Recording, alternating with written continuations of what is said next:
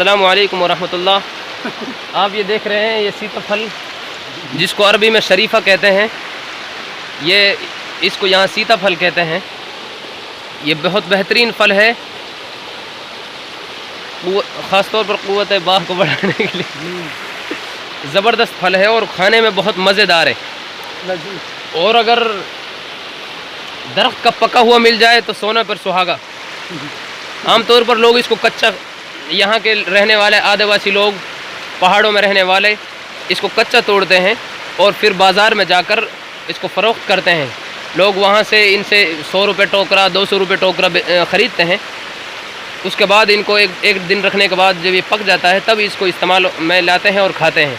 लेकिन अल्हम्दुलिल्लाह हम यहाँ घूमने के लिए आए हैं तो हमको एक दरख्त पर पका हुआ फल मिला है जो हम आपके सामने है, और हम आपको ये खाकर बतलाते हैं कि इसको किस तरह खाया जाता है।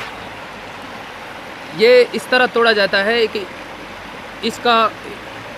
इसके जो आप ये आँख जैसी, इसको आँख बोलते हैं, जो दानेदार जो दिख रहा है, इसी तरह इसका अंदर दाने ही दाने होते हैं। उस दाने पर जो चिपका हुआ जो गूदा होता है वो खाते हैं, और इस तरह तोड़कर यूँ छिलके को फेंक दिया जाता है और गूदे को खाकर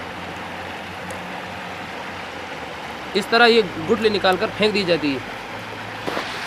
वाह, बहुत भारी बोला।